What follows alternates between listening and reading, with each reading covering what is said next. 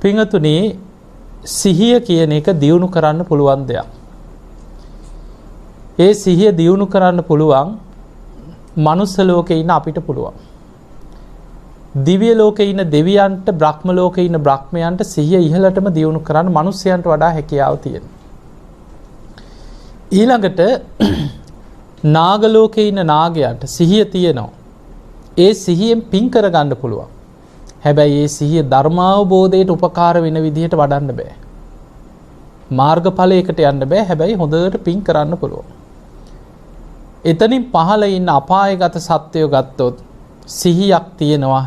හැබැයි ඔවුන්ට ඒ සිහියෙන් ධර්මාවබෝධයට යන්න බෑ. හැබැයි පිනක් රැස් වෙනවා සමහර. දැන් සත්තුන්ට පින් රැස් වෙනවද නැද්ද? රැස් වෙනවා. සිහිය තියෙනවා. දැන් ඔබ දන්නවා බුදුරජාන් වහන්සේට මී වදයක් පූජා කරපු වඳුරෙක් මරණින් මත්තේ සුගතිය ඉපදුනා කියලා අහලා තියෙනවා. ඊළඟට කාන්තක දිව්‍ය පුත්‍රයා දෙව්ලොව ඉඳන් ඇවිල්ලා බුදුරජාන් වහන්සේට වන්දනා කළා කියන ස්වාමීනි මං කාන්තක දෙවියන්. එදා ඔබ වහන්සේ අබිනිෂ්ක්‍රමණය කරන දවසේ ඔබ වහන්සේ මගේ කර මත තියාගෙන තමයි මං ඊතර කෙරෙව්වේ. මේ කතාව කියලා ඔබ වහන්සේ එදා ඈතට නොපෙනී යනකොට ඔබ වහන්සේගේ ගුණ සිහි කර කර මම මිය ගියා. ඒ සැනින් දිව්‍ය ලෝකේ දිව්‍ය සැප සම්පත් ඇතුව පහළ වුණා කිය. එතකොට සත්තුන්ටත් පින් රැස් වෙනවා හිත පැහැදුණොත්. ඔබ අහලා ඇති දසවෙනි වස් කාලේ අපේ බුදුරජාණන් වහන්සේ ගත කරනකොට පාරිලෙය ඇතා වඳුරේ. මේ අය තමයි අප උපස්ථාන කරේ. දැන් බලන්න ඔය කරඬුව ගෙනියන හස්ති දිහා පෙර සසරේ මහා පිනක් තියෙන්න ඕන මහා හස්ති ඉන්නවා. ඒ කරඬුව වඩම්මන හස්ති අතර ගත්තා. එතකොට ඒ අයට පින් රැස් වෙනවා. දේශනාවක සඳහන් වෙනවා මේ ලංකාවේ ඉතිහාස සිදුවීමක්. එදා මහරහතන් වහන්සේලා වැඩ සිටිය ගල්ලෙනක කිරිවවුල 500ක් හිටියා කියන ගල්ලෙනේ. උන්වහන්සේලා හැමදාම සජ්ජායනා කරනවා සතර සතිපට්ඨානෙ. අභිධර්මයේ සතර සතිපට්ඨානෙ සජ්ජායනා කරනවා රාත්‍රී. අර ගල්ලෙනේ. මේ කිරිවවුල 500ම මේ හඬට ඇහුම්කන් දීගෙන හිත පැහැදෙනවා. ධර්මාවබෝධයට යන්න බෑ හිත පහදින හඬට එච්චරයි. ඒ බුදු කෙනෙක්ගේ බුද්ධ වචනවල තියෙනවා මහා සතෙකුට පවා පින රැස් වෙන පුණ්‍ය ශක්තිය. මේ කිරිවවුල 500ම මරණින් මත්තේ ආයමත් මනුස්ස ලෝකේ උපදින අර පිනේ. ඉපදිලා ඒ 500 දෙනාම පැවිදි වෙලා රහත් වෙනවා අර පින බලවත් වෙනවා.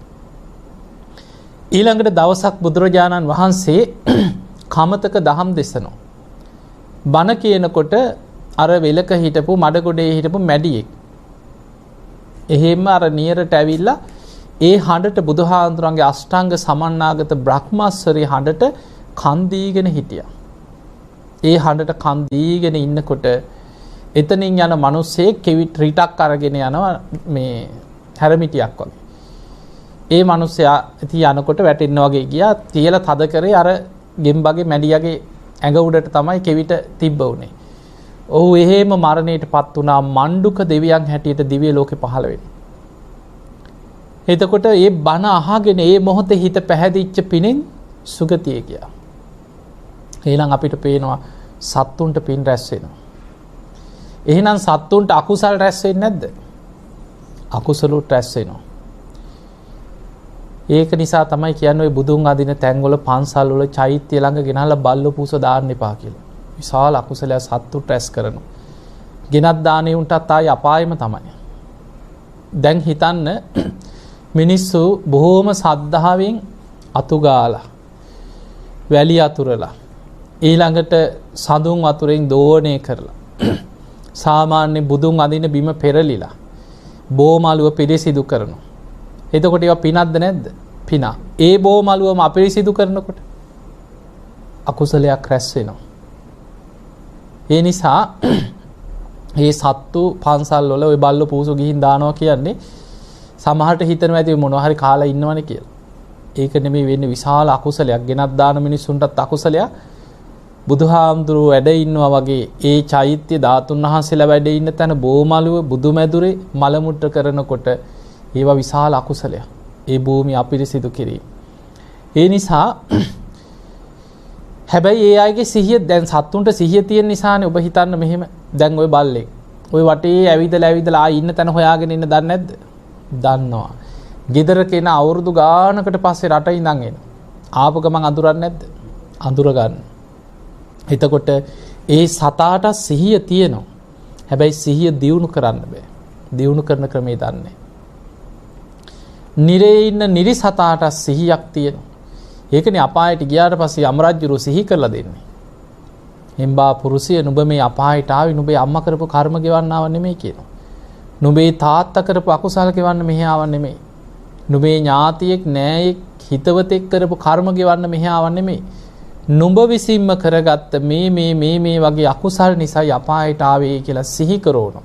එතකොට සිහි කරවන්නේ සිහිය තියෙන නිසානේ. තමන්ටම සිහි කරලා දෙනවා තමන්ම කරපු අකුසල් 5 සැරයක්. පළවෙනි දේව දූතයා දැක්කද දෙවෙනි දේව දූතයා දැක්කද ඔය වගේ 5 සැරයක් සිහි කරලා දෙනවා කියලා. නිරේ ඉන්න නිරි සතාට සිහියක් තියෙනවා. හැබැයි ඒක දියුණු කරන ක්‍රමයක් තියා හිතන්නවත් බෑ. කෑග ගහ විලාප දිදී අකුසල් ගෙව දුවනවා මිසක් සිහිය වඩන්න හිතන්නවත් බෑ. ඊළඟට പ്രേත ලෝකේ ඉන්න പ്രേතයන්ට සිහිය තියෙනවා. ඒකනේ මැරුණාම පරණ ගෙවල් දොරවල් හොයාගෙන ඉන්නේ. අර තිරෝකුඩ සූත්‍රයේ තියෙන්නේ. මැරිලා ගිහිලා සොහනට දැම්මට තමන්ගේ පැරණි ගෙවල් දොරවල් හොයාගෙන එනවා කියනවා. හැවිල්ලා ගෙට එන්න බැරි වුණාට ගේ පේන මාන එක්ක නතර වෙනවා. 3 මං හන්දියක 4 මං හන්දියක කුවත් යයිනක කොහේ හරි ඒ දිහා බලාගෙන හූල්ල දුක්ඛෙවි ඉන්නවා කියන പ്രേත ලෝකෙ ඉපදිච්චයි. එතකොට අපිට පේනවා ඒ අයට සිහියක් තියෙනවා මේ මගේ පෙර ජීවිතේ දරුවෝ මේ මගේ ඉඩම් මගේ ගෙවල් ඒව අඳුන ගන්න සිහිය නැද්ද මැරිලා? പ്രേත ලෝකෙ ඉපදුනොත් ඒ සිහිය තියෙනවා. ඒවට ඇදිලා આવොත්. හැබැයි සිහිය දියුණු කරන්න බෑ. ඒ නිසා ඒකනේ ඒ අයගේ හිතේ යම් කිසි දෙයක් ද්වේෂයක් පිහිටියොත් ඒක අතහැර ගන්න බෑ. මොකද ආදීනව සිහි කරලා බැහැර කරන්න බෑ. දැන් සමහර අය අපේ හිත මැරෙනකොට මොකක් හරි වෛරයක් හිතට ආවා. මුන් මට කන්න දුන්නේ නැහැ. එක්ක මට බේත් පෙත්ත දුන්නේ නැහැ කියලා වෛරයෙන් මැරුණා. පරම්පරා ගානක් පලි ගන්න හිතාගෙන මැරිලා පරම්පරා 2-3ක් ගියා කියලා හිතන්න. ආයි කාගේ හරි ඇඟකට වැහුණත් කියන්නේ අරකමයි. මුන් මට කන්න දුන්නේ නැහැ. මුන් මට බේත් පෙත්ත දුන්නේ. අර වෛරෙම ඒක හිතෙන් අතහැරෙන්නේ නැහැ. ඒකෙමයි ඉන්නේ. අවුරුදු ගණන් ගියත් ඒකම උපාදාන කරගෙන ඒ ද්වේෂයෙන්ම පලි ගන්න හොයනවා. පරම්පරා ගණන් පලි ගන්න හොයනවා. එතකොට ඒ තමයි සත්ත්ව ලෝකවල ස්වභාවය. අපායවල වල. මනුස්ස ලෝකේ අපිටත් ඔය ගති ලක්ෂණ නැද්ද? තියෙනවා. අපිත් ඔය සතර අපායේ මහගෙදර කරගෙන ඇවිල්ලා තියෙන්නේ. බුදුරජාණන් වහන්සේ පෙන්වුවේ සංසාරික සත්වයාට සතර අපායේ මහගෙදර වගේ. අපිටත් තියෙනවා. එක පාට මතුවෙලා ඉන්නේ ශනිකව ඇවිස්සලා මතුවෙලා ඉන්නේ. ඒක යටපත් කරගන්න තියෙන්නේ කරුණු 3ක්. ආතාපි සම්පජානෝ සතිමා. කෙලෙස් තවන වීරියක් ගන්න කියනවා. මේ අකුසල් මතුවෙනකොට. සම්පජාන කියන්නේ හොඳ නුවණක් ඇති කරගන්න කියන. නුවණින් තමයි හිතට එන අරමුණ මේක කුසල්ද අකුසල්ද මේක පින්ද පව්ද මේක හොඳද නරකද යහපත්ද අයහපත් බෙදලා වෙන් කරලා අකුසලේ බැහැල කරලා කුසලේ වඩන්න පුළුවන් වෙන්නේ නුවණ තියෙන කෙනාට. සම්පජාන සතිමා කියන්නේ සතර සතිපට්ඨානෙම හිත පිහිටවාගෙන හිත රකින්න කියන. නැත්නම් හිත සැනින් පනින්නේ කෙලෙස් අරමුණට.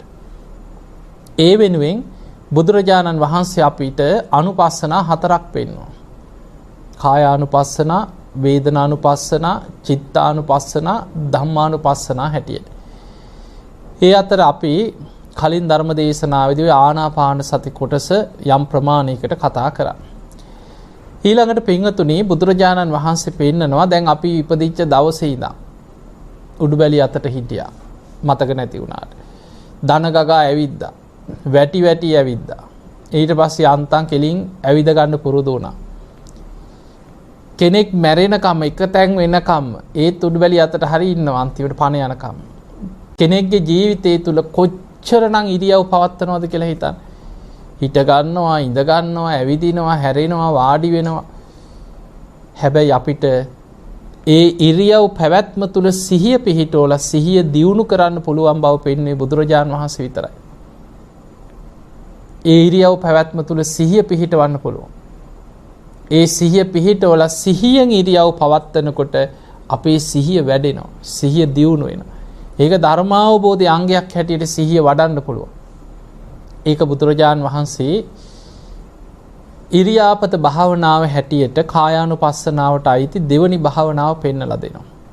ආනාපාන සතිය ළඟට තියෙන ඉරියාපත කොටස, ඉරියාපත භාවනාව. ඉරියව් පැවැත්ම ඔස්සේ අපි හොඳට නැකිටලා හිටියත් තමන්ගේ ඉරියව්ව ගැන හොඳ සිහියෙන් ඉන්න කිය. සරලව ගත්තොත් මෙහෙමයි. ගච්ඡන්තෝවා ගච්ඡාමිති පජානාති කියන කෙනෙක් ඇවිදගෙන යනකොට මං ඇවිදිනවා කියන සිහියෙන් ඉරියව් වෙනස් වීම දකිමින් ඉරියව්වේම හිත පිහිටවාගෙනම සිහිය පවත්වන්න කියන. අපි ඇවිදිනවා කියලා දන්නවා තමයි. හැබැයි ඇවිදිනකොට කොච්චර දේවල් හිතනවද කියලා හිතන්න. ඔය ඇවිදිනකොට ගෙවල් ගැන මතක් වෙනවා, දරුවෝ ගැන මතක් වෙනවා, මුන් කෑවද දන්නේ නැහැ කියලා හිතෙනවා. ඉඩකඩම් ප්‍රශ්න තියෙනවා නම් ඒව මතක් වෙනවා, තරහකාරයෝ ගැන සිහි වෙනවා. කොච්චර දේවල් අපි ඇවිදගෙන යනකොට හිත හිතා යනවද? ඒ පංච නීවරණ ඔස්සේ, කෙලෙස් ඔස්සේ හිත යන්න ඉඩ නොදී ඉරියව්වට විතරක් හිත පවත්වනවා. ගච්ඡන්තෝවා ගච්ඡාමිති පජානාති. පියවරෙන් පියවර ඉරියව්ව වෙනස් වෙන හැටි, පාදයේ ඔසවලා තබන හැටි, ඊළඟ පාදයේ එසවෙන හැටි, අතපය හැසිරෙන හැටි, ඉදිරියට ගමන් කරන හැටි, ඉරියව් වෙනස් වීම ඔස්සේ හොඳට පියවරෙන් පියවර ඉරියව්වේම හිත පිහිටවාගෙන සිහිය පවත්වන ඉරියව්ව තුළ. ඊළඟට නතර වෙලා ඉන්න ඨිතෝවා ඨිතෝම් හීති පජානාති. යම් තැනක නතර වුණාද, හිටගත්තද, ඒ ඉරියව්ව තුළ Taman නතර වෙලා ඉන්නකොට හිස් මුදුනේ ඉඳන් පාදාන්ති දක්වාම ඉරියව්ව තුළ හොඳට විමසා ඉරියව්වේම හිත පිහිටවනවා. නිසින්නෝවා නිසින්නෝම් හීති පජානාති. කෙනෙක් වාඩි වෙනවා. වාඩි වෙලා ඉන්නකොට තමන් වාඩි වෙලා ඉන්න ඉරියව්ව ඔස්සේම හිස් මුදුනේ ඉඳන් පාදාන්තයටත්, පාදාන්තේ ඉඳන් කේසාන්තයටත් ඉරියව්ව ඔස්සේ හිත පවත්වනවා. බාහිර අරමුණකට හිත යන්න දෙන්නෙම නැහැ. ඉරියව්වේම හිත පිහිටවා ගන්නවා. සයානෝවා සයානෝම් හීති පජානාති. නිදා ගන්න යනවා යා. නිදා ගන්න ඉරියව්වෙන් ඉන්නවා. චුට්ටක් මහන්සියට ඇලවෙනවා. හැබැයි ඒ ඉරියව් වෙනස් වීම දකිමින් නිදාගෙන හිටියත් නිදාගන්න ඉන්න ඉරියව්ව ඔස්සේ හිසේ ඉඳන් පාදාන්තේ දක්වා අතපය පිහිටලා තියෙන ආකාර ඉරියව් වෙනස් වීම හොඳට සිහියෙන් දකිමින් ඉරියව් ඔස්සේම හිත පිහිටවාගෙන හිත පවත්වනවා. එතකොට ওই විදිහට හිත පවත්වන්න පුළුවන් නම් ඊළඟට යම් යම් ආකාරයකට වෙනස් වීමක් ඉරියව්වේ ඇති වෙනවා නම් ඒ ඉරියව් වෙනස් වීම ඒ ආකාරයටම දකිමින් සිහිය පවත්වන. ඕක තමයි ඉරියාපත භාවනාව. සරලයි. හැබැයි අමාරුයි. ලේසි නෑ. අහගෙන ඉන්නවා ලේසි වුණාට හිත පවත්වන්න ගියාම ලේසි නෑ. බණ අහන්න ලේසි. අහගෙන ඉන්න ලේසි. හැබැයි ප්‍රායෝගිකව හිත පිහිටවන කොටයි වැඩේ තේරෙන්නේ. හිතේ ස්වභාවය. මේක කුලප් වෙච්ච සතෙක් වගේ. සැනින් පනිනවා. පනින්නේ කෙලෙස් සහිත අරමුණු ඔස්සේ දුවනවා. පංච නීවරණ ඔස්සේමයි හිත දුවන්නේ හැම වෙලාවෙම. ඒ දුවන හිතක් ඉරියව්වේ පවත්වනවා කියන්නේ ලේසි නෑ. කාලයක් උත්සාහ කළා වීර්ය වඩලා ඉරියව්වේ හිත පවත්වන්න ඕන. ඊළඟට බුදුරජාණන් වහන්සේ ඉරියාපත භාවනාවත් එක්කම ඉගෙන ගත යුතු ඒහා සමාන තවත් දියුණුම කොටසක් තියෙන සම්පජන්ණය. ඒකත් එකටම වගේ යන්නේ. ඉරියව්වේ හිත පිහිටවන්න පුරුදු වෙලා ඉරියව්ව තුළ හිත තැම්පත් කරගන්න පුරුදු වෙච්ච කෙනාට හැම මොහොතේම මගේ හිතට ලාමක අකුසලයක් නම් රින් ගන්න දෙන්නේ නැහැ කියන දැඩි අදිෂ්ඨානයෙම හිත පවත්වන්න කියන. දැඩි අදිෂ්ඨානයක් පවත්වනවා. ඉදිරියට යනකොට ආපසු හැරිලා එනකොට වටපිට ආලෝකිතේ විලෝකිතේ සම්පජානකාරී හොති. වටපිට බැලුවත් හිතනවා මේ වටපිට බැලීම නිසා මගේ හිතට ලාමක අකුසලයක් ඇතුල් නොවේවා. ඒක තමයි භාවනාව සම්පජාන. නන්ද කුමාරයා තමයි සම්පජන්නේ ඉහළටම වඩපු කෙනා. නන්ද කුමාරයා ගැන අහලා තියෙනවනේ. බුදුහාඳුරන්ගේ ඥාතිවරයෙක්. මහා ප්‍රජාපති ගෞතමියගේ පුතණුවන් නන්ද කුමාර. මේ නන්ද කුමාර අපේ බුදුරජාණන් වහන්සේ බුදු වෙලා අවුරුද්දකට පස්සේ තමයි කපිලවස්තුපුරයට ඥාතීන් බලන්න වැඩම කරේ. ඒ වැඩම කරලා ඊළඟ දවසේ දෙවනි දවසේ නෙමෙයි තුන්වෙනි දවසේ නන්ද කුමාරයාගේ විවාහ උත්සවේ ජනපද කල්යාණියත් එක්ක විවාහ වෙන විවාහ උත්සවේ ඊළඟට අභිෂේක මංගල්‍ය ඒ විතරක් නෙමෙයි අලුත් මාලිගාවකට ගෙවිදීමේ මංගල්‍ය විවාහ වුණාට පස්සේ ඒ අයට ඉන්න අලුත් ලස්සන මාලිගාවක් කරවලා තිබ්බා. ඔටුනු පළඳලා අභිෂේක කරවන්න. සුද්ධෝදන රජතුමාට බෝසතාණන් වහන්සේ අභිනිෂ්ක්‍රමණය කරාට පස්සේ රාජ්‍ය පවරන්න හිටියේ ඊළඟට නන්ද කුමාරයා. නන්ද කුමාරයාට තමයි අභිෂේක කරවන්න හිටියේ. දැන් මේ ඔක්කොම මේ මංගල්‍ය තුනම යෙදිච්ච දවස. දැන් බුදුහාඳුරන්ට මාලිගාවට දානයකට ආරාධනා කරා. දැන් මේ උත්සවයට කලින් උදෑසනේ බුදුරජාණන් වහන්සේ දානෙට වැඩියා. වැඩම කරලා දානේ වළඳලා අවසන් වෙලා නන්ද කුමාරයාගේ අතට පාත්‍රය දුන්නා.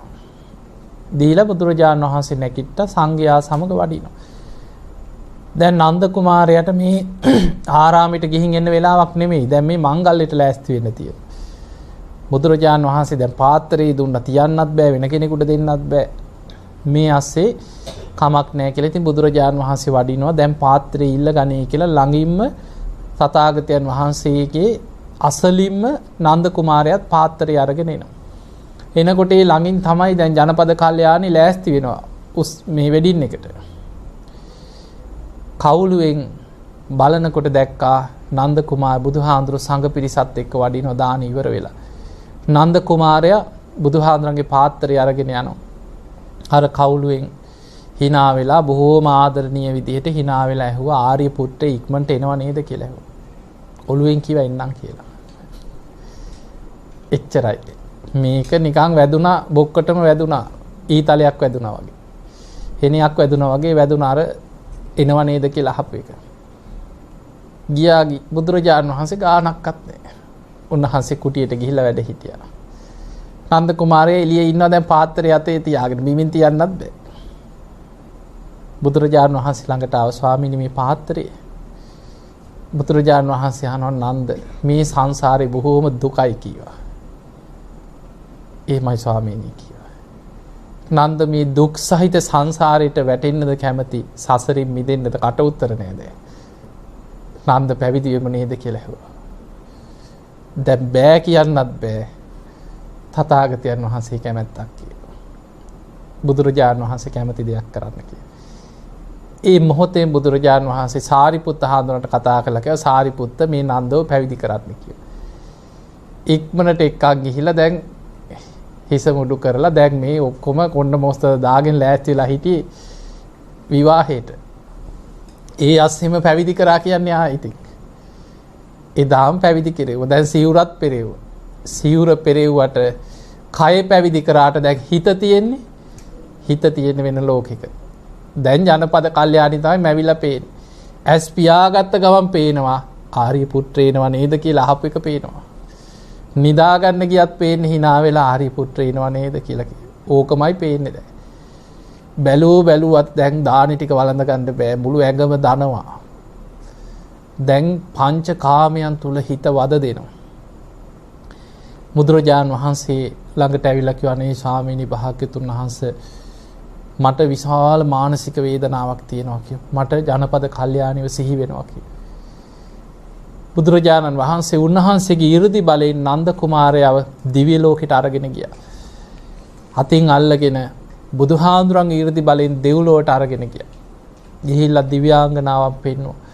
දිව්‍ය සැප සම්පත්, දිව්‍ය විමාන, දෙවියන් විනෝද වෙන නන්දන උයන, දිව්‍ය අප්සරාවන් මේවා පෙන්වුවට පස්සේ පුදුමයටපත් වුණා. නන්ද කුමාරයාගේ හිත පංච කාමයන්ට ඇදිලා යන හිත අර දිව්‍ය සැප සම්පත්, දිව්‍ය විමාන, දිව්‍ය සලුපිලි, දිව්‍යාංගනාවන් ඒවට හිත ඇදිලා ගියා. නන්ද කුමාරයා අහනවා ස්වාමීනි භාග්‍යතුන් වහන්සේ මේ දිව්‍ය සැප සම්පත් ලබන්න නම් මම මොනවද කරන්න ඕන කියලා. මේ දෙවිවරුන්ට මේ දිව්‍යාංගනාව පිනට පහළ වෙනවද? එහෙමයි කිව්වා. නන්ද ඔබට එක්කෙනෙක් දෙන්නෙක් නෙමෙයි කිව්වා. 500ක් පහළ වෙනවා කිව්වා. ඔබ පින් කරන්න කිව්වා. ඔබ තථාගතයන් වහන්සේ පෙන්වන මාර්ගය වඩන්න කිව්වා. ඔබට මේ දිව්‍ය සැප සම්පත් මේ සියල්ල ලැබෙයි කිව්වා. බොහොම සතුටින් ඇවිල්ලා දැන් නන්ද කුමාරයා ජනපද කල්යාණී හිතෙන් අමතක කරා. දැන් හිතේ තියෙන්නේ දිව්‍ය සැප සම්පත්. හිත හදාගෙන දිව්‍ය ලෝකෙ ඉපදිලා දිව්‍යාංගනාව 500ක් ලැබෙනවා දැන්.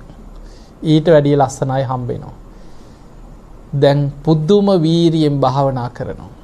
හැබැයි අදහස මොකක් වුණත් වඩන්නේ නිවැරදි මාර්ගය. අන්න ඒකයි වටින්නේ.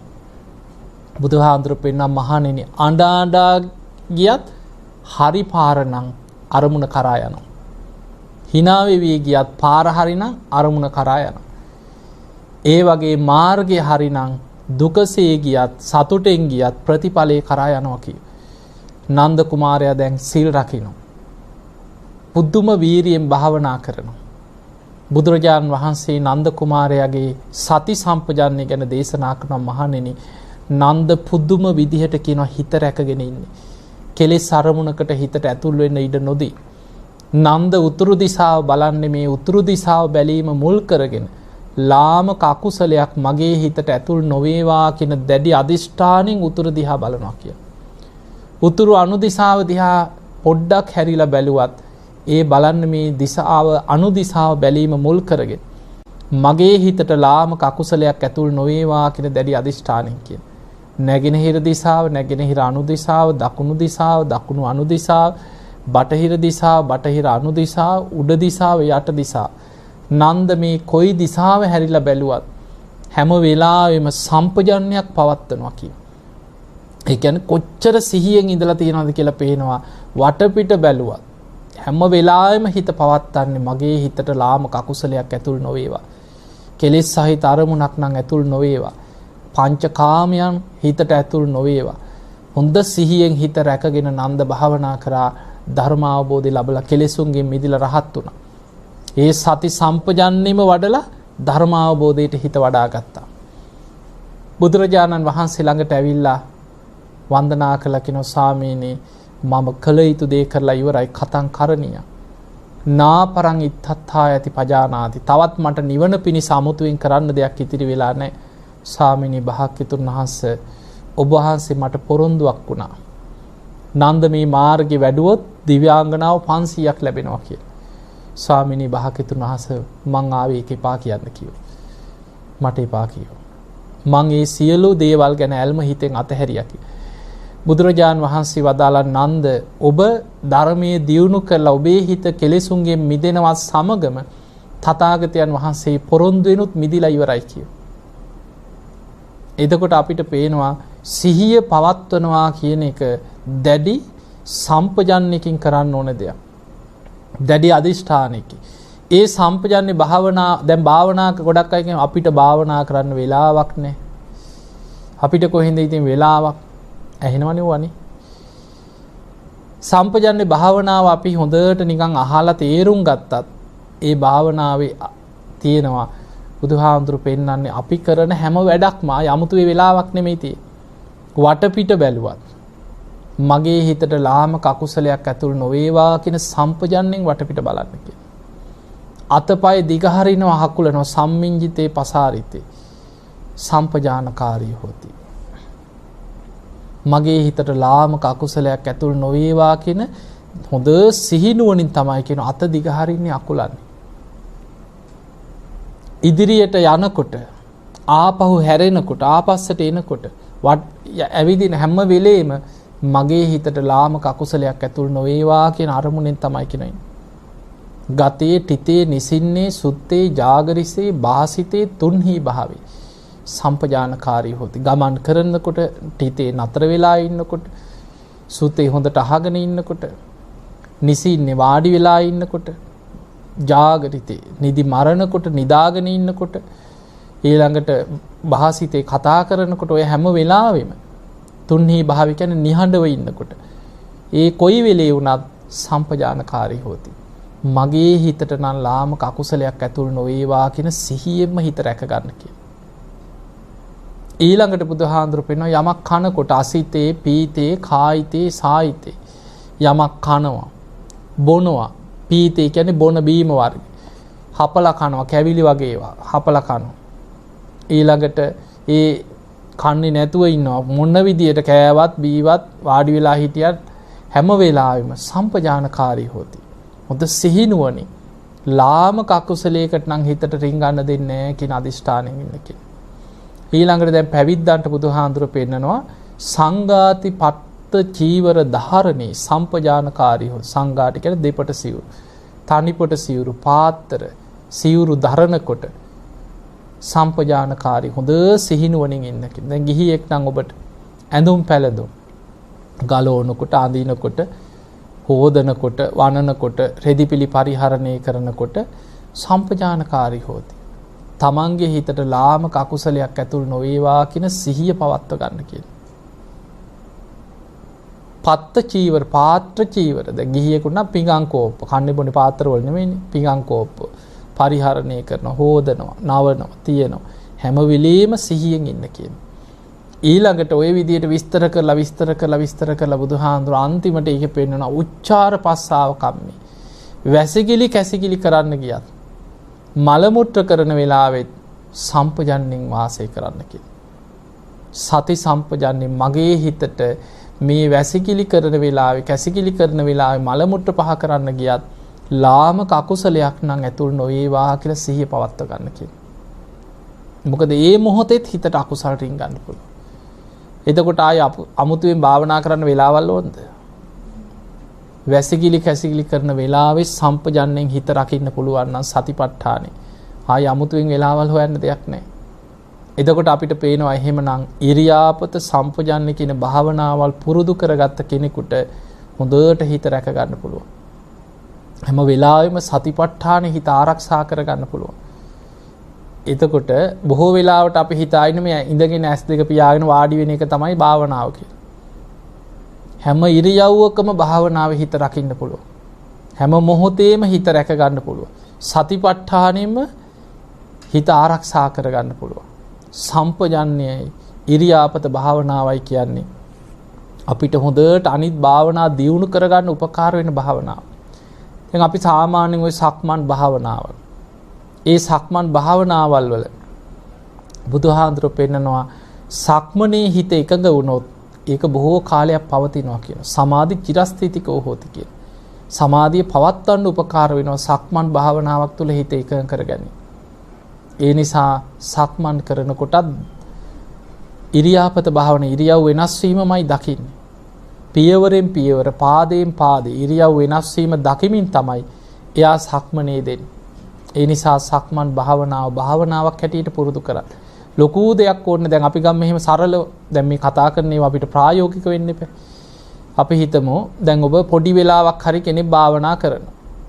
පැය භාගයක් විතර භාවනා කරනවා කියලා. දැන් ඔය ගොඩාක් හිත පුරුදු කරලා හිත වඩපු කෙනෙකුට නම් පැයක් විතර ඉන්න පුළුවන්. අපිට කොහෙදනේ? කොන්ද රිදෙනවා, කකුල් රිදෙනවා, ධනිස් රිදෙනවා. ඊට පස්සේ වාඩිලා ටික වෙලාවක් යනකොට භාවනාව නෙමෙයි තියෙන්නේ. රිදෙනවා කියන එකක් තමයි එන්නේ ඔළුවේ. ඒ වගේ වෙලාවක කාගෙන දත් මිටි කාගෙන ඉඳගෙන ඉන්නවට වැඩිය හිත අරමුණේ පිහිටව ගන්න එකයි වැදගත්. අකුසලයකට හිත දුවන්නේ නැතුව හිත රැක ගන්න. ඒ පිණිස මොකද කරන්නේ අපි? පැය භාගයක් විතර අපිට භාවනා අරමුණේ හිත පවත්වන්න පුළුවන් වෙලා උපරිම භාවනා කරනවා. ඊට පස්සේ අපි හොඳ සිහියෙන් නැගිටිනවා. ඒ නැගිටිනකොටත් සම්පජන්ණය ලාමක අකුසලයක් ඇතුල් නොවේවා. ඊළඟට අපි සක්මන් කරන අපි හිතමු අපි ගෙදරක නම් අපිට පොඩි දුරක් සාමාන්‍ය කොහේ හරි මිදුලක හරි අපි පුරුදු වෙනවා. කාමරයක් ඇතුලේ වුණත් පුළුවන් කෙනෙකුට. අපි හිතමු අඩි 10ක් 20ක් විතර පොඩි දුරක් අපි හිතෙන් මෙන්න මේ දුර මං සක්මන් කරනවා. එතකොට අපි කෙළවරේ ඉඳන් හොඳට හිස් මුදුනේ ඉඳන් පාදාන්තේ දක්වාම තමන්ගේ ඉරියව්වට හිත යොමු කරනවා ඉස්සරලා. එහෙම ඉරියව්වට හිත යොමු කරලා ඊට පස්සේ තමන් පියවරෙන් පියවර සක්මන් කරනකොට ඉස්සල්ලාම හිත පිහිටවා ගන්නකන් ටිකක් අමාරුයි.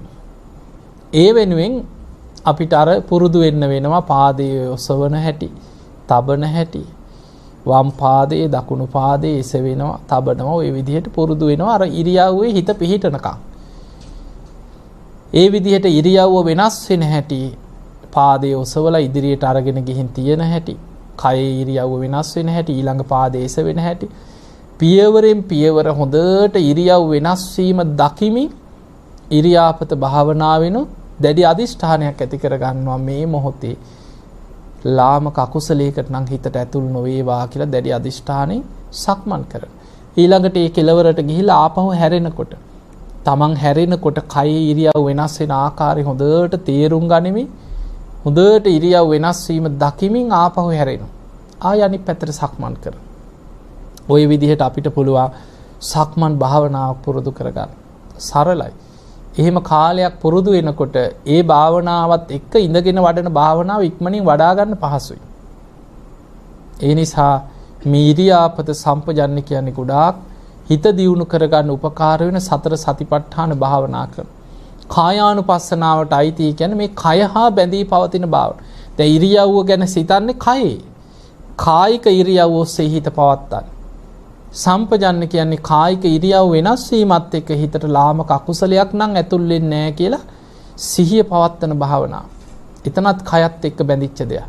එතකොට මේ විදිහේ භාවනාවල් වඩනකොට සතර මහා ධාතුන්ගේ හටගත්ත කයේ යථා ස්වභාවයත් අවබෝධ වෙනවා.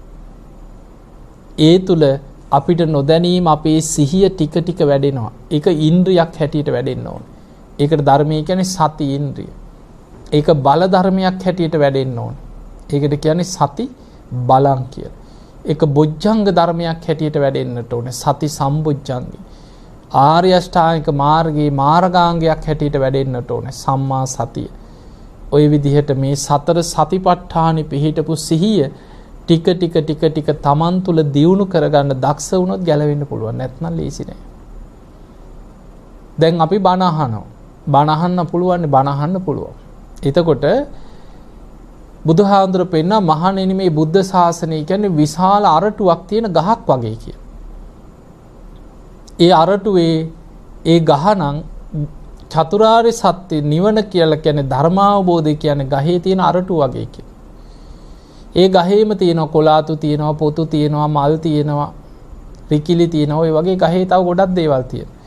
ඒ වගේ අපි බෝධි පූජා තියෙනවා, පින්කම් කරනවා, කටන පින්කම් කරනවා, පෙරහැරවල් යනවා, සාදු කියනවා, දන් දෙනවා, මල් පූජා කරනවා. ඔය ඔක්කොම අර ගහටම අයිති ඒවා. බුද්ධ ශාසනයටම අයිති ඒවා තමයි. හැබැයි ඒ සියල්ලේ අරමුණ මොකද්ද? මල් පූජා කරලා ප්‍රාර්ථනා කරන්නේ මොකද්ද? පුප්පම් මිලායාති යථා ඉදම්. ඒත් කායානුපස්සනා.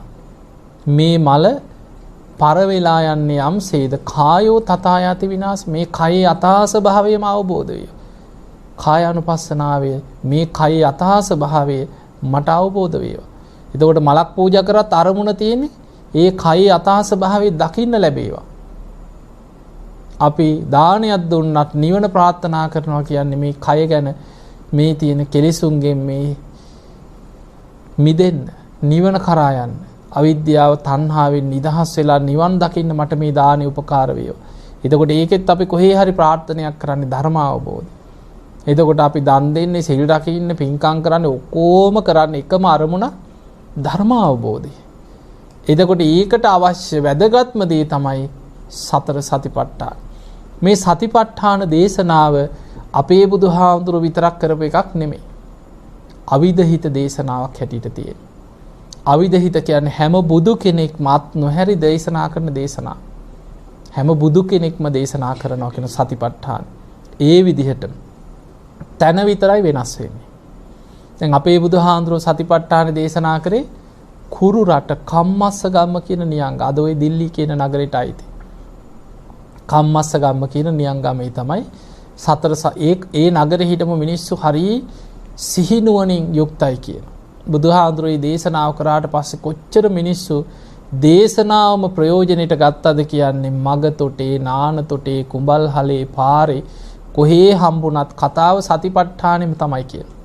ආයි වෙන මොනවත් නැහැ. කොහේ හම්බුණා සතිපට්ඨාන මාතෘකාව. මොකද්ද කරන භාවනාව කියලා තමයි කියන අහන්නේ. එතකොට භාවනාවෙම තමයි වෙන දෙයක් කතා කරපුවම අනේ අපි සතිපට්ඨාන ගැන කතා කරමු කියලා සිහිය පිහිටවාගෙන එතනට මෙන්න. එහෙම සිහිය පිහිටව ගන්න ලේසි නෑ. මොකද අපේ සිහිය පිහිටලා තියෙන්නේ කුසලයේ නෙමෙයි අකුසල මූලයන් තුල. දැන් අපේ විඥානෙ පිහිටලා තියෙන අකුසල මූලයන්ගෙන් හටගත්ත විඥානයක් තියෙන. ඒ අකුසල මූලයන්ගෙන් හටගත්ත විඥානය ඇදෙන්නෙම අකුසල් පැත්තට. කුසල් පැත්තට නෙමෙයි අකුසලයට ඇදී යන්නේ. එහෙම ඇදෙන හිතක් ආපස්සට කුසලයට ගන්නවා කියන්නේ ආතාපය. ඒකයි කෙලෙස් තවන වීරියක් ඕන. වීරියක් ඕන, දැඩි වීරියක්, ආතාපය. ඊළඟට සම්පජාන, හොඳ නුවණක් තියෙනවා. දැඩි නුවණක් තියෙන. එහෙම නැත්නම් වැටෙනවා. බොහෝ දෙනෙකුට මේ හිතුවට එක කරන්න බෑ. ආයි ටික වෙලා ආයි වැටෙනවා. ඊළඟට හිතේ ස්වභාවය මතක තියාගන්න ඕනේ. මේ අරතිය කියන එක එනවා ධර්මයේ වඩනකොට විටින් විට. අරති ඒක අකුසලයක්. එතකොට අකුසල චෛතසිකයක් හැටියට විස්තර කරන අරති. එතකොට අරති කියන්නේ අකුසලයක්. ඒකත් දැන් සමහර කාලේ එනවා බණ පොතක් අතින් අල්ලන්න හිතෙන්නේ. එපා වෙනවා. මේවා වැඩක් නෑම කියලා හිතෙනවා. බණක් අහන්න හිතෙන්නේ. කාලයකට හොඳට බණ අහනවා කාලයකට හිත පිහිටන්නේ වැඩක් නෑ කියලා කලකිරෙනවා. හේතුවකුත් නෑ එපා වෙනවා ජීවිතේ. කලකිරීමක් ඇති වෙනවා. මොකටද මේවා කරන්නේ? ඇයි මේ ජීවත් වෙන්නේ කියලා හිතෙනවා. ඒ වගේ කලකිරීම එපා වීම එක අරතිය කුසල් වඩන්න තියෙන අකමැත්තක් ඇති වෙනවා. ඒක අකුසලයක් හැටියට බලවත් වෙන වෙලාවල් එන්නේ. පින්කම් කරන්න හිතෙන්නේ නැහැ, බණක් අහන්න හිතෙන්නේ නැහැ, භාවනා කරන්න හිතෙන්නේ නැහැ, බුදුන් අඳින්න හිතෙන්නේ නැහැ. වෙනදා හොඳට බුදුන් ඇඳ ආසාවෙන් දැන් බුදුන් අඳින්න හිතෙන්නේ නැහැ. ඔයාලා වදින්න කියන මට පස්සේ පස්සේ වදින්න කියන. එහෙම හිතෙන්නේ නැහැ. හිත කුසලෙ ඈත් වෙන වෙලාවල් එන්නේ. අන්න එතකොට බුදුහාඳුරෝ පෙන්නනවා අපාය බය සිහි කරන්න. බැරි වෙලාවත් මන් දැන් මැරුණොත් කොහේ යයිද කියලා හිතන්න කියන. අපාය බය හිතන්න මරණ සතිය වඩන්න. ධර්ම මානසිකාරයක් වඩන්න කිය. මම ඔබට පොඩි කතාවක් කියන ගිය සතියේ වෙච්ච දෙයක්. එතකොට හරියට සතියයි මේක වෙලා.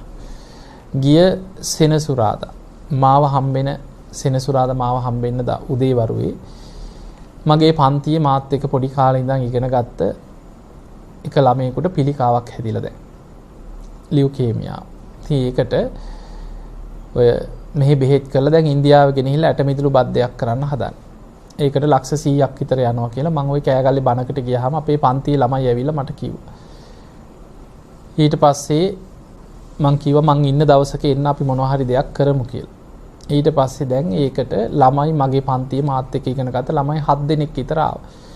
අර ලෙඩ හැදිච්ච ළමයාත් ආවා. එතකොට ඒ ළමයා බැඳලා ළමයි දෙන්නෙකුත් ඉන්නවා.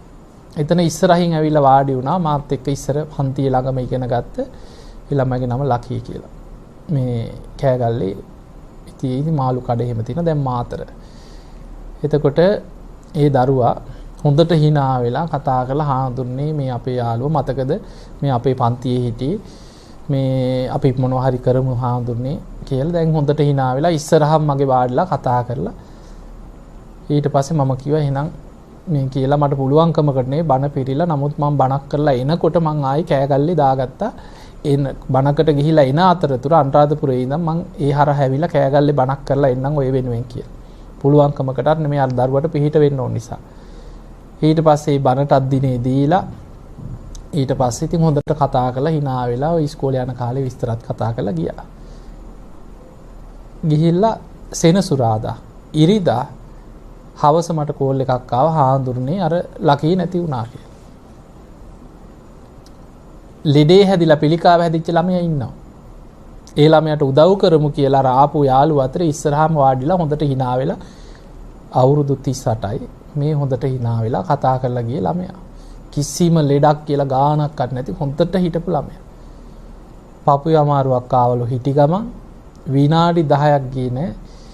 ඉස්පිරිතාලේ යන්නත් ඕනේ නැහැ කිවලු ඊට පස්සේ ඉදාලේප ටිකක් ගාලා නෑ යන් කියලා ගෙනියන ටිකට නැති වෙලා තියෙනවා මේ කලින් දවසේ ඇවිල්ලා හොඳට hina වෙලා කතා කරලා ගියා පහුවදා වෙනකොට මැරෙන්න හිටපු ළමයා ඉන්නවා හොඳට ආපු ළමයා නැති වුණා එතකොට දැන් කලින් ඇවිල්ලා කතා කරලා ගිය නිසා මටත් ඒක හිතට වැදුණා පස්සේ මම දැන් කොහොම හරි යන්න ඕන නිසා බණ දෙක තුනකුත් තිබ්බා ඒ ඔක්කොම කරලා මහරෑ මං ගිය අඟහරුවාද බදාදා අවසන් කටේට. ඒ අනකොට මට මතකයි ඒ පුතාලා දෙන්නෙක් හිටියේ ලකී තව පොඩි ළමයෙක් හිටියා. ඒ ළමයාත් අවුරුදු 5කට කලින් ඇක්සිඩන්ට් වෙලා මැරිලා. ඒ පවුලේ පුතාලා දෙන්නම නැති වුණා තරුණ වයසේ. ඉතින් මං ගියාට පස්සේ ඉතින් ඒ අම්මයි තාත්තා හිටියා. ඉතින් නෑදෑයෝ ටික හිටියා. ඔක්කොම ඉතින් වාඩි වෙලා තාත්තා නම් ඉතින් මතක් කර ඉතින් කියා අඬන්න ගත්තා. අම්මා බිම බලාගෙන හිටියා මෙහා පැත්තේ. මොකුත් කිව්වේ නෑ බිම බලාගෙන හිටියේ. ඉතින් කට්ටියත් විස්තර කතා කරලා ඉතින් මං සංසාරය ගැන කියලා කොහොම තමයි ජීවිතේ පවුලේ 10 දෙනෙක් නම් කවදා හරි මලකෙවල් 10ක්. ඉතින් ওই ටික මං කියලා ඉවරලා පැය භාගයක් විතර ඉඳලා මං ඉතින් නැගිටලා මං කිව්වා මට යන්න ඕනේ. දැන් ගොඩක් රෑ වෙලා හෙටත් බණ ගොඩක් තියෙනවා කියලා. මං නැගිට්ටට පස්සේ ඒ අම්මා මගේ ළඟ හිටියේ. මගේ ළඟටම ඇවිල්ලා කිව්වා හාමුදුරනේ මගේ පුතා තමයි කිව්වා.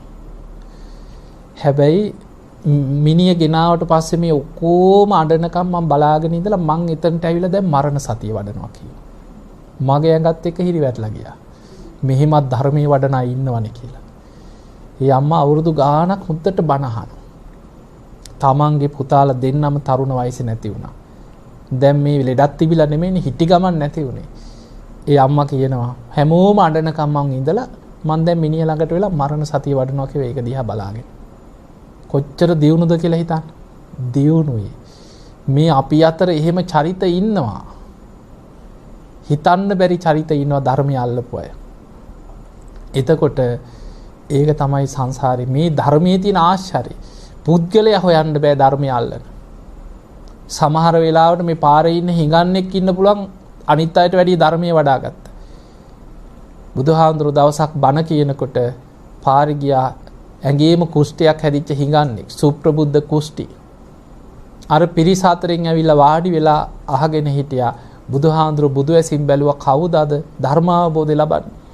බණ අහන්න ඉන්න පිරිස අතර කෙළවරේ ඉන්න අර හිඟන මිනිස්සයා. බණ කියලා අවසන් වෙනකොට සෝවාන් ඵලයටපත් උනේ ඒ කෙනා. එතකොට බලන්න ජීවිතේ ධර්මාවබෝධයේ කරා යන කෙනා රූපෙන් හොයන්න බෑ. පෙනුමෙන් හොයන්න බෑ. උගත්කමෙන් හොයන්න බෑ. අසූචි කද කරගහගෙන ගියාය දෙව් මිනිස්සුන්ගේ වන්දනා ලබන රහතන් වහන්සේලා වුණා. ගෙවල් වල ඔහේ නිකන් පැත්තකට දාලා හිටපු අය මට්ට කුණ්ඩලි ගෙයි පිළිකන්නට දැම්මේ. ලෙඩේ හැදුනට පස්සේ මැරෙන්න වෛද්‍යවරු ගෙන්නුවොත් ගෙවල් වල වස්තුව දකී කියලා මට්ට කුණ්ඩලියෝ ගෙයි පිළිකන්නේ මැස්සක දාලා තිබ්බේ. බුදුහාඳුරන්ව දැක්කෙත් නෑ. බුදුරජාණන් වහන්සේගේ රශ්මි ධාරාව බිත්තියට යොමු කරලා බුදුරුවක් මැව්වා. ඒ දිහා හිත පහදවාගෙන මැරලා සැනින් දිව්‍ය ලෝකේ පහළ වුණේ. ඒ නිසා හිත පහදින කෙනා ධර්මයේ හිත පිහිටන කෙනා කවුද කියන එක හොයන්න බෑ. ඒක සසර පිනක්. ඒ පින ඕනම කෙනෙක් තුල පිහිටන්න පුළුවන්. ඒ පින මතුවෙන්න පුළුවන්. ඒ නිසා බණහන් පින මතුවෙන්න කරන්න තියෙන එකම දේ බණහන්. හොඳට බණහන් කාලයක් බණ අහගෙන ಗುಣධර්ම පුරාගෙන යනකොට තමන්ට නොදැනීම සසර පින මතුවෙන්න පුළුවන්. කුසල් බලවත් වෙන්න පුළුවන්. ඒ නිසා මේ ජීවිතේ ධර්මය දියුණු කරනවා කියන එක පෙර සංසාර පුරුද්දක්. හැමෝටම හිත නැමෙන්නේ ධර්මයේ වඩා. කොච්චර ඇදගෙන ඉන්න හැදුවත් වාඩි කළ බලෙන් බණ අහපන් කියලා ඉඳෙව්වත් අහන්න නැති අය නැද්ද? ඉන්නවා. ඒ සංසාර අකුසල් සමහරු ඉන්න කොච්චර කීවත් වැඩක් නැහැ. කර්ම කොච්චර බණ අස්සන්න හැදුවත් වැඩක් නැහැ. එක බණ පදයක් අහන්නේ ඕවා වැඩක් නැහැ කියලා යනවා. ඒක තමයි සංසාරයේ අකුසලේ. සමහර චරිත ඊයේ පෙරේද වයසක අම්මා කෙනෙක් එක්කන් ආවා. ඒ අම්මා ඉතින් ඒ දරුවෝ ඇවිල්ලා කිව්වා හාඳුරනේ අම්මට දැන් 90ක් 88ක් හරි 90. බණක් නම් අහන්නේ නැහැ කියෝ. ඉතින් ඒ අම්මත් මෙහෙම වාඩි කරලා ළමයි දෙන්න ඉඳගෙන කියන තව පොඩි යවුන් දෙන්නෙක් හිටියා මුණුබුරාලා. පොඩි යවු. උන්ටත් දාංගලි දඟලනවා. ඉතින් අතන හිටියා බිම. ඊට පස්සේ මේ කියනවා දැන් අම්මගේ වැරදි කියනවා. මම හාඳුරනේ බණක් අහන්නේ බණ පොතක් කියවන්නේ ටීවී එකේ බණ දාලා දීපුවාම රිමෝට් එක අරගෙන වෙනේව මාරු කරනවා කියෝ. ඊට පස්සේ මේ අර අම්මා ඉතින් දැන් කේන්ති දැන් විස්තරේ කියනවනේ කේන්ති දැන් දත් මිටි කකා ඉඳලා මේ බොරු හාඳුරනේ බොරු කියෝ. ඊට පස්සේ මං හිනා මං ඇහුවා අම්මයි මොනවද බලන්නේ කියලා. මොනවද අර ඔය බලන්න තියෙන්නේ කියලා. පොඩි උන් දෙන්න ප්‍රේම දඩේම කියලා. හොන්න ස්වභාවයි. මේ අවුරුදු 80 ගණන් වෙනකන් කොච්චර දඩයන් කරලා ඇද්දනේ.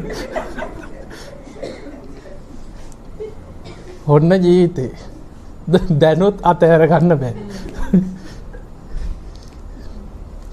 මැරෙන්න ගිහිල්ලා තාම දඩයන් හොයනවා. කවදා මිදෙන්නද මේ වෙන්නේ? ධර්මයක හිත පිහිටන්නේ නැහැ. ලේසි නෑ. බණ ඇහුවට හිතේ ස්වභාවය ඕක තමයි. ඒ නිසා සිහිය පිහිටවගෙන ධර්මයේ දියුණු කරගන්න උත්සාහයක් ගන්න. ඉතින් එහෙමනම් අද කතා කරේ සතර සතිපට්ඨානේ කායානුපස්සනාව. ඉරියාපත භාවනාවයි සම්පජන්‍ය කොටසයි. ඉතින් ඒකේ සරලව මතක තියාගන්න මෙන්න මේ ටික. අපි හිටගෙන හිටියත්, වාඩි වෙලා හිටියත්, ඇවිද්දත්, නිදා ගන්න ගියත් ඉරියව්ව ගැන සිහිය පිහිටවනවා නම් වෙන අරමුණකට යන්න ඉඩ නොදී ඒක ඉරියාපත භාවනාවට අයිති. ඊළඟට අපි කරන හැම වැඩකම මගේ හිතට ලාමක අකුසලයක් ඇතුල් නොවේවා කියන දැඩි අදිෂ්ඨානයෙන් ඉරියව් පවත්වනකොට ඒක තමයි සම්පජන්‍ය. ඔන්න ඔය ටික සරලව තේරුම් ගන්න. ඔය විදියට හිත රැක ගන්න. ඔබ හැම දිනාටම උතුම් ධර්මයේම අවබෝධ කරගන්න වාසනාව ලැබේවා කියලා ආශිර්වාද කරනවා.